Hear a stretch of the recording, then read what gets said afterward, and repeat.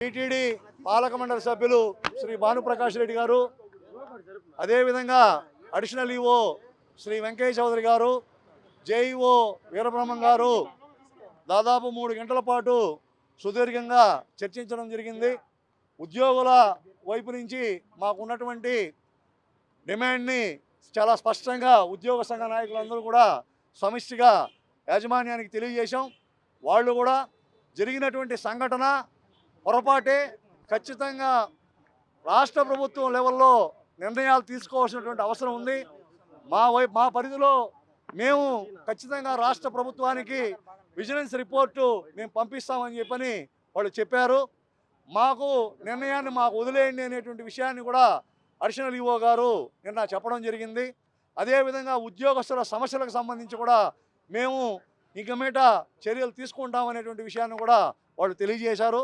తదనంతరం ఉద్యోగ సంఘాలందరూ కూడా సమావేశమై టీటీడీ యాజమాన్యం నిన్న 2-3 గంటల పాటు చర్చలు జరిపినందున రాష్ట్ర ప్రభుత్వానికి ఒక నివేదిక సమర్పించి రాష్ట్ర ప్రభుత్వం నిర్ణయం తీసుకునేందుకు ఆలస్యం అయ్యేందువల్ల మేము 2 రోజుల పాటు మా యొక్క కార్యాచరణని ఉధృతం కాకుండా కొంత స్లో డౌన్ చేశాము. అందుకనే ఈరోజు మేము మౌనంగా మా యొక్క నిరసనని 1 గంట పాటు తెలియజేశాము. రాబోయేటువంటి రోజుల్లో చైర్మన్ గారు, ఈఓ గారు, ఎవరైతే పాలక మండలి సభ్యులు, అడిషనల్ ఈఓ గారు హామీ ఇచ్చారో ఖచ్చితంగా ఉద్యోగస్తులందరికీ న్యాయం చేసే విధంగా వాళ్ళు వ్యవహరిస్తారని చెప్పని మేము ఆశిస్తున్నాం. ఆ రకంగానే ఈరోజు మా యొక్క కార్యక్రమం అనేటువంటిది జరిగింది. ఖచ్చితంగా ఏదైతే మేము కోరామో నరేష్ కుమార్ గారు తన పదవికి రాజీనామా చేయాలి. అదేవిధంగా ఉద్యోగస్తులందరికీ ఆయన బహిరంగంగా భక్తులకు ప్రధానంగా, ఉద్యోగస్తుల కన్నా భక్తులకి ప్రధానంగా బహిరంగంగా క్షమాపణ చెప్పాలి.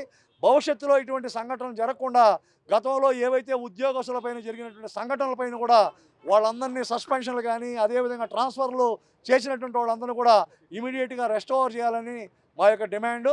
ఆ డిమాండ్ని యాజమాన్యం సానుకూలంగా మేము ఇచ్చినటువంటి సమయాన్ని కూడా వాళ్ళు దృష్టిలో పెట్టుకొని పరిష్కరించాలని మేము కోరుకుంటున్నాం. ఏదైతే మా ఉద్యోగి పైన జరిగిన దాడిని ఖండిస్తూ టీటీడీ ఉద్యోగ సంఘ నాయకులందరూ కూడా ఒక తాటిపైకి వచ్చి మా యొక్క కార్యాచరణ రూపొందించి అందులో భాగంగా నిన్న ఒక నిరసన కార్యక్రమం కూడా నిర్వహించడం జరిగింది.